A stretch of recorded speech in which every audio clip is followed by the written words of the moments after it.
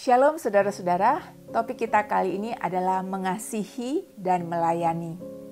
Kita dipanggil untuk mengasihi Kristus dan juga melayani Dia dan sesama karena itu merupakan perintah Tuhan bagi kita.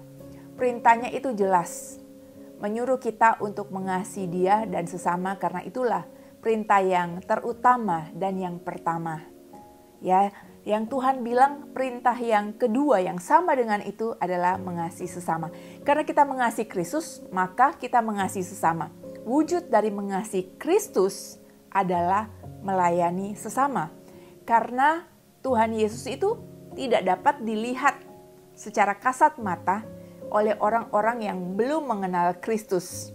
Tetapi mereka bisa merasakan kasih Kristus lewat kita anak-anaknya, lewat kita hamba-hambanya dan pelayan-pelayannya. Mari kita lihat bersama di dalam kitab Lukas pasal 17 ayat 7 sampai dengan ayatnya yang ke-10. Tuan dan hamba.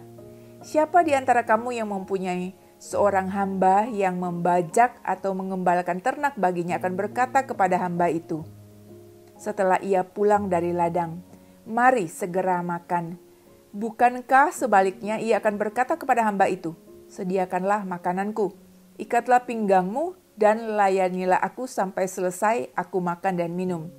Dan sesudah itu engkau boleh makan dan minum." Adakah ia berterima kasih kepada hamba itu karena hamba itu telah melakukan apa yang ditugaskan kepadanya? Demikian jugalah kamu. Apabila kamu telah melakukan segala sesuatu yang ditugaskan kepadamu, hendaklah kamu berkata, "Kami adalah hamba-hamba yang tidak berguna. Kami hanya melakukan apa yang kami harus lakukan." Jadi apa dasar kita mengasihi dan melayani? Sangat simpel. Yang pertama, karena itu sudah seharusnya kita lakukan. Itu adalah tugas dan tanggung jawab kita.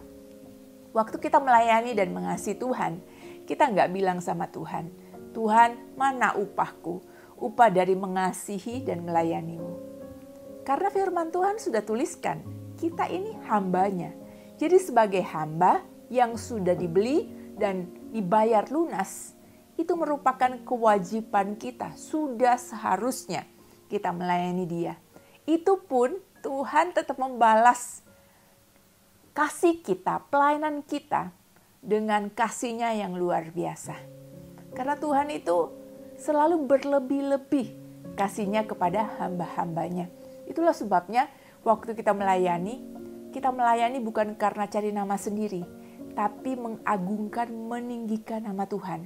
Kita melayani bukan cari popularitas, kita melayani atas dasar kasih yang tulus. Apa yang sudah Tuhan taruh di dalam diri kita, semua talenta kita kembangkan, kita kembalikan kepada Tuhan dengan melayani sesama. Yang kedua, mengapa kita mengasihi dan melayani Tuhan?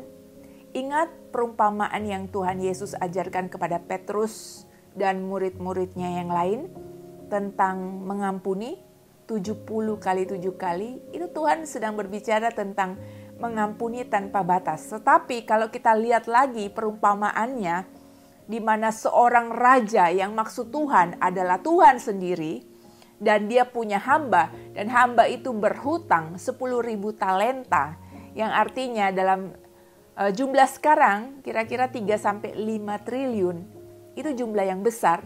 Tetapi raja itu mengampuni hambanya, menghapus hutangnya yang seharusnya hamba dan istrinya dan anaknya itu dijual supaya bisa membayar hutangnya. Tetapi karena kasih dari raja itu sendiri, dia menghapus hutang orang yang merupakan orang yang berdosa, yang telah berhutang 10.000 talenta itu, dia hapuskan hutangnya. Jadi hamba itu telah menerima kebaikan dari raja, dari Tuhan sendiri. Kita telah menerima berbagai kebaikan dari Tuhan. Itulah sebabnya kenapa kita harus mengasihi dan melayani. Karena Dia telah terlebih dahulu mengasihi dan melayani kita. Kalau saya renungkan, dosa kita itu lebih daripada 10.000 talenta. Dan kita itu telah ditebus oleh Tuhan. Dosa kita telah dibayar lunas. Itulah sebabnya orang yang paling banyak berbuat dosa, orang yang paling bersalah adalah orang yang paling harus mengasihi dan melayani Tuhan. Jadi kita nggak boleh jadi orang yang cuek, jadi orang Kristen yang berkata, biar aja orang-orang lain, pendeta, para pastors yang melayani Tuhan. Kita nggak usah ngapa-ngapain. Kita nggak ada talenta. Setiap orang pasti ada talenta. Setiap orang pasti dapat menjadi berguna dalam kerajaan sorga. Itulah sebabnya kita harus mengasihi dan melayani Tuhan.